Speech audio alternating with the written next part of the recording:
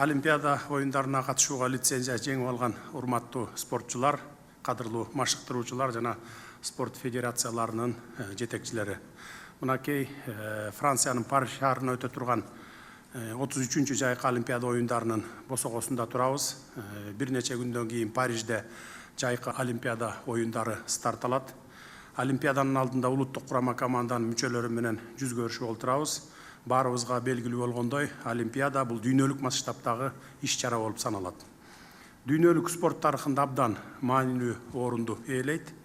Ошондуктан Олимпиадада ар бир өлкө жалаң алдыңкы орундарды багындырып, жеңиштерге жетүүгө жан үрөйт. Ошол сыяктуу эле биз дагы Олимпиада оюндарына катышууга, спорт жаатында жаңы ийгиликтерди жаратууга, жеңиштерге жетип, өлкө туусун бийик желбиретүүгө умтулуп келебиз.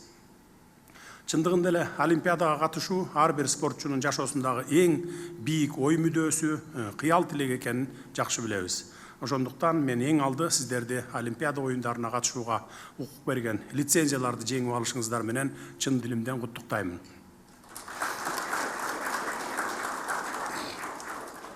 Кыргызстан эгемен мамлекет катары биринчи жолу 1994 жылы Лиллехаммерде өткөн кышкы Олимпиадага барып, андан бери бардык оюндарга катышып келет.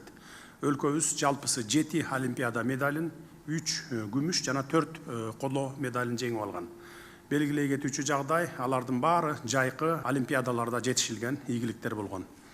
Андагы кыргыз спортун даңазалап, кыргыз туусун желбиреткен ер азаматтар, уул кыздарыбыздын аттарын сыймык менен атай кетсек, ашыкча болбос деп ойлоймун.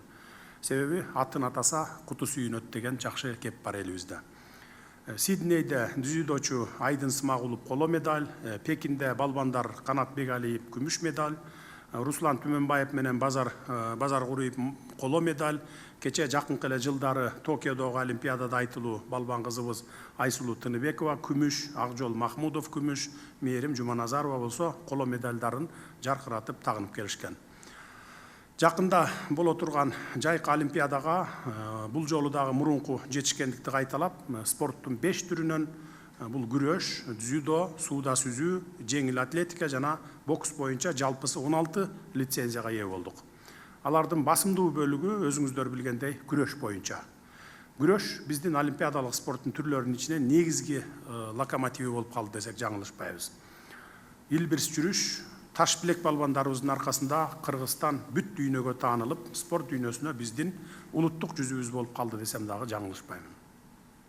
Урматтуу мекендештер, бүгүн бул жерде 3 жылдан бери кайрат күчүн жыйып, талап кылынган тартиптүү катуу сактап, өжөрлөнө машыгып, акыры Кыргызстандын намысын коргоо укугуна ээ болгондор чогулуп олтурасыздар. Деги эле соңку жылдары өлкөбүздө спорт жаатында күчтүү жаш муундарыбыз өсүп келе жатат. Биздин спортчуларыбыздын келечеги али дагы алдыда.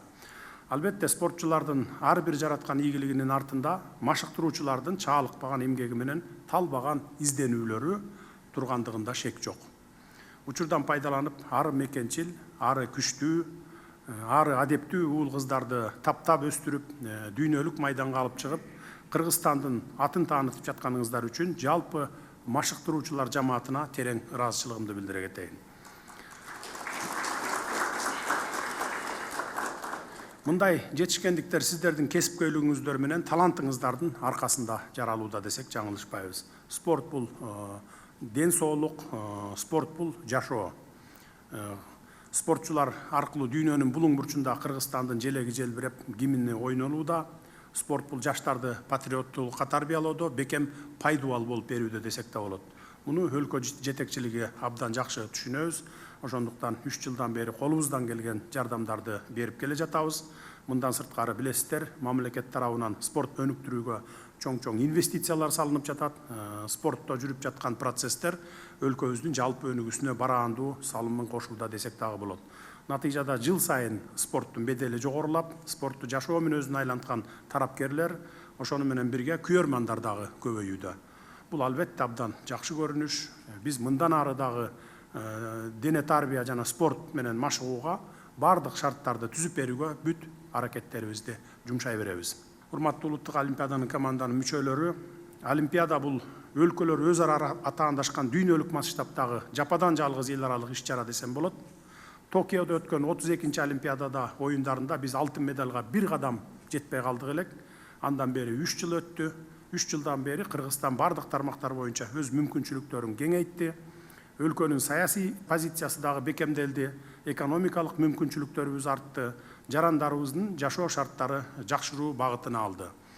Курулуш боюнча ири долбоорлорду өз күчүбүз менен жүзөгө ашырып жатабыз. Алардын арасында спорттук инфратүзүмдөр дагы бар. Эсиңиздерде болсо, 2021 жылы сиздер менен жолукканда биздин жалпы максатыбыз 2024 жылдагы Париж Олимпиадасында биринчи орундарды камсыз кылуу, алтын медаль жеңүү деп айттым элем.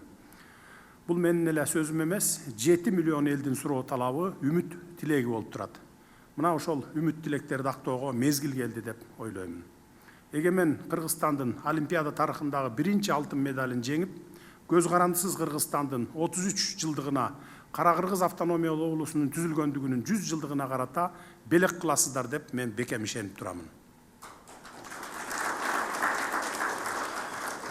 Урматтуу спортчулар, ардактуу машыктыруучулар, Олимпиада оюндарында белгилүү оюндар үчүн сиздерге, байгелүү орундар үчүн сиздерге мамлекеттик тарабынан акчалай сыйлыктар каралганын жакшы билесиздер. Бирок бул сыйлыктар жеңишке жетүү үчүн негизги стимул болбош керек.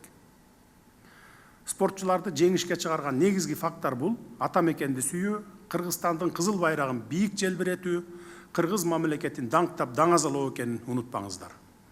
Ал эми акчалай сыйлыктар болгону спортчулардын, машыктыруучулардын эмгегин тийиштүү деңгээлде баалоо үчүн берилерин баса айтып кетким келет. Урматтуу спортчулар, олимпиадалык алтын үчүн таймашта айыгышкан күрөш өтө курч болору шексиз. Бирок биздин спортчуларыбыз кандай кыйын таймаштар болсо дагы тайсалдап калган эмессиңер. Тескерисинче, мындай кыл чайнашкан учурлар спортчуларыбызды чыйралтып, ого бетер күчтүү, ого бетер намыстуу, ого бетер ишенимдүү кылып келген. Айкөл Манас атабыз баштаган бабаларыбыздын көк жалдыгын, көздөгөнүнө жете билген өжөрлүгүн Париждеги Олимпиада оюндарында көрсөтөсүңөр деп мен ишенемин. Урматтуу спортчулар, силер 7 миллион кыргызстандыктын ой санаасында, назарында турасыңар. Силерди миллиондогон мекендештериңер жеңиш менен күтөт. Силерде дем да бар, күч да бар, жеңишке болгон бекем эрик да бар. Ошондуктан, урматтуу биздин улуттук олимпиадалык команданын мүчөлөрү, алдыда боло турган оюндарда өзүңөрдүн күч тараметиңерди, даярдыгыңарды 100% көрсөтүп, жеңишти карай чамдагыла, жолуңар шыдыр, жолдошуңар кызыр болсун. Силерге ак жол тилеймин. Азыр Кыргыз Республикасынын мамлекеттик туусун улуттук курама команданын капитанына тапшыруу аземи орун алат. Жана ал үчүн улуттук курама команданын капитаны Акжол Махмудов чакырылат. Кыргыз Республикасынын мамлекеттик туусу алынып келинсин.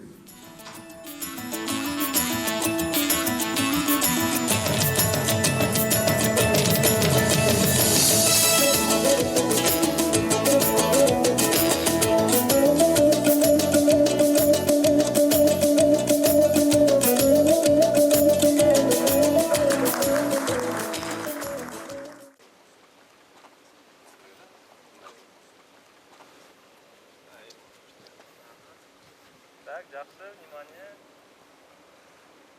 Жақсы болса эле болду эми. Улуу сапарга аттанып атасыңар. Жолуңар шыдыр, жолдошуңар кызыр болсун дейбиз. Кызыр алейхиссалам колдосун дейт. Ошол кызыр алейхиссалам колдоп, кыргыз элинин үмүтүн өчүрбөй, жалпы 7 миллион эл күтүп турат. Минимум бир 5 алтын медаль күтүп атат. Мен да силерден ошо минимум 5 алтын медаль күтүп турам.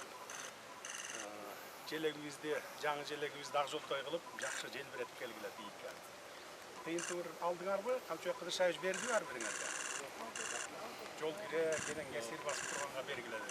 Витаминдериңерди алып аттыңарбы? Дефицит витамин деп аткан экен Тарагойдо. Канчадан бери? 2 жылдан бери алып атасыңар, а? 3 жылдан бери. Эми ушундай көңүл буруп атсак, анан кийин силер алтын медаль алып келбесеңер, анда кыргыз элинин үмүтүнө суу сепкен болосуңар. Ошон үчүн дагы алдыда бир 5-6 күн бар, дагы даярдыкты көрүп. Даярдыкты көрүп, эми ак жолтой болуп, медаль алып келип күтүп атабыз.